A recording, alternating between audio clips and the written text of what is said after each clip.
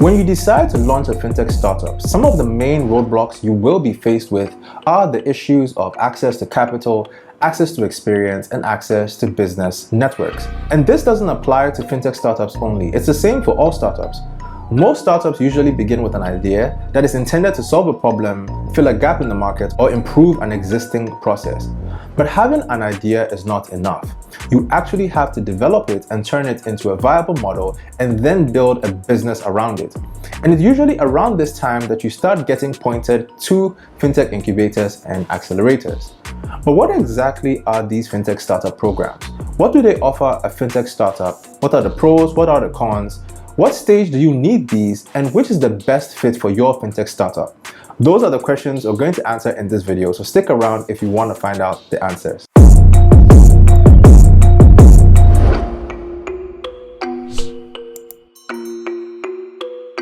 Hello friends, welcome back to the channel. My name is Jeremy, and if you're new here and haven't yet subscribed, please consider doing so, because on this channel I speak about agile transformation, digital strategy, and personal development. An entrepreneur's journey is never an easy one.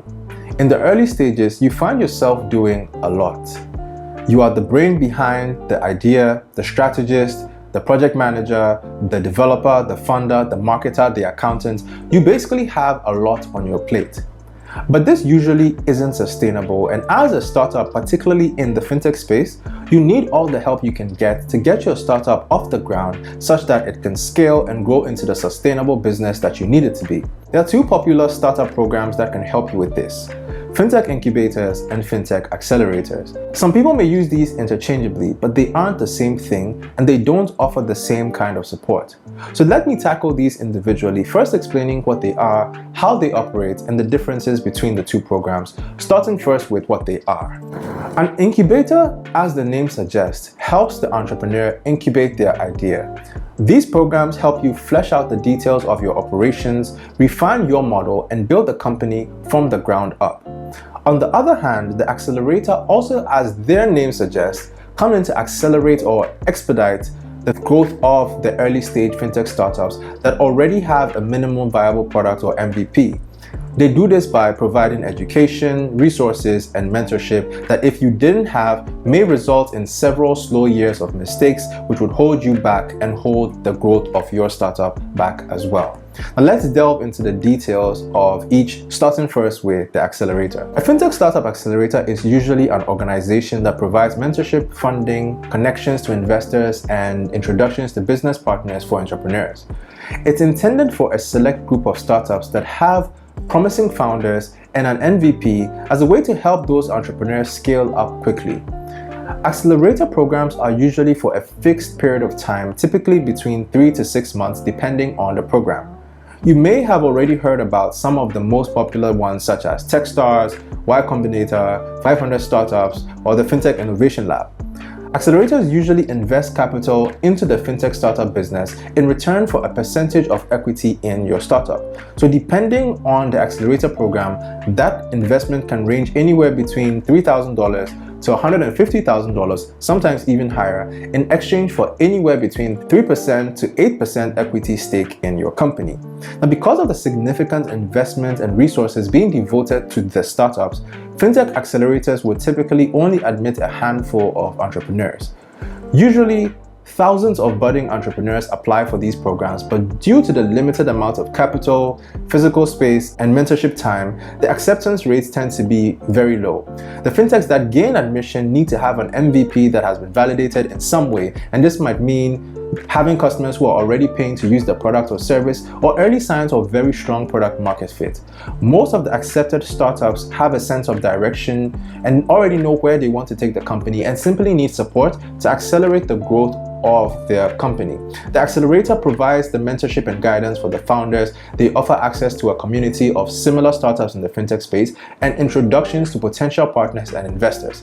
Some of the activities in the process will be demo workshops and sprint reviews with various stakeholders to allow that entrepreneur get their product or service in front of the right audience. Now, even getting into some of the most popular accelerator programs is considered highly prestigious, and that in itself can create a lot of exposure and visibility for your fintech startup. Now let's talk about incubators next. Incubators are less rigid in their term, and they work with entrepreneurs for longer periods of time, ranging anywhere from 6 months to 2 years depending on the incubator. They tend to be more open-ended than accelerators, and their approach is to nurture and mentor fintech startups for a longer period of time. They offer you no capital investment and also ask for no equity in return, and this is usually because they are funded by grants and universities. So their approach differs from accelerators in that the accelerator is focused on paying close attention to the startups and pushing for growth within a short period of time, whereas the incubator rather give ad hoc business and legal advice, as well as providing you with the assistance to convert a concept or rough initiative into something with a deeper product market fit. An incubator usually is a company's extra lab or extra office space, which brings groups of like-minded experts into one location to provide mentorship and guidance to fintechs that are still in the germination phase of the idea and don't have it fully formed and need guidance to flesh it out. It's great for finding talent and testing your idea within a specific market, and incubators typically give the office space and professional consultations, but then adopt a more relaxed approach. There's no rigorous program here. Instead, it's an environment of collaboration and help when it's required. Some of the most popular incubators you may have already heard of are the Cyvantage Incubator in Boston, the Y Combinator, or City Fintech Innovation Lab. Now let's discuss some of the pros and the cons. Starting with the accelerator. Some of the pros here are that it exposes your fintech startup to one-of-a-kind networking opportunities. You gain access to opportunities with well-established companies and industry influencers. The founders of the fintech startup gain personalized guidance from more experienced fintech founders who have been down the startup path many times and also experienced investors in the fintech space. Most accelerators work with angel investors, venture capitalists who may even end up funding your accelerated fintech startup at the end of the program. You also get to collaborate and partner with other innovative startups. Now, most of the fintech startups in early stages are facing similar challenges, and the accelerator program gives you the opportunity to learn from others on the same journey and overcome those early challenges together. Now, a study from Deal Room shows that 38% of accelerated startups land Series A funding as compared to only 27% for non-accelerator startups who don't make it in the program.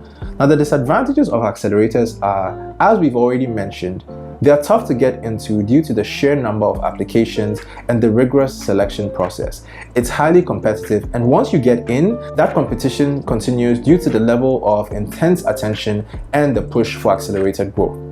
Additionally, it can be quite an intense commitment. Your schedule tends to revolve around your mentors, which may sometimes mean you have to relocate for the period and leave behind family and relations in that time. Plus, even though you go through a rigorous process to get in, not all who get in make it to the end of the program, so it doesn't guarantee you success. Finally, even though you gain a lot of access to resources, funding during the program, you shouldn't expect the same level of support once you graduate. If you don't maximize the opportunity during the program, you will be left with fewer opportunities once it's done. Let's move on to incubators.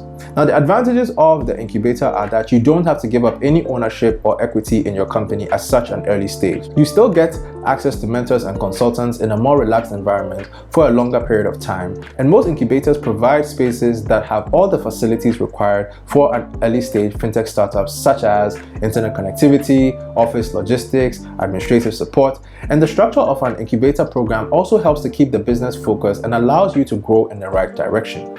Now, the cons here are that considering that incubators run with the business for longer periods of time, you will be required to make the commensurate commitment in time over the same period, which is usually a year.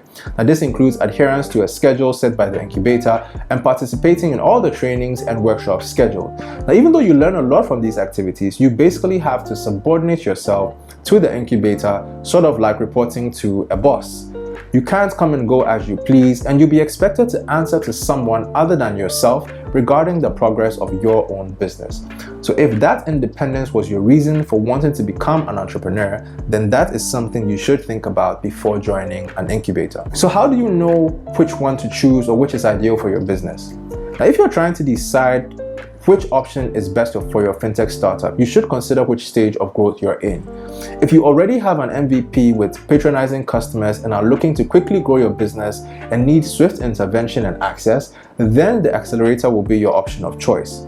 However, if you are still in the seedling stage of your fintech initiative where you need support to flesh out the product or service, as well as guidance with business structuring and focus, then you may be leaning more towards the Fintech Incubator. I'll leave a link in the description to some of the best incubators and accelerators I found in Africa and some globally recognized ones as well. I hope you found this video valuable, and if you did, remember to hit the like button and drop me a comment. And as always, if you're interested in the African themed outfits that I love so much, there's a link in the description where you can copy yours at a discount. Have an amazing week, and I'll see you in the next video. Cheers, guys.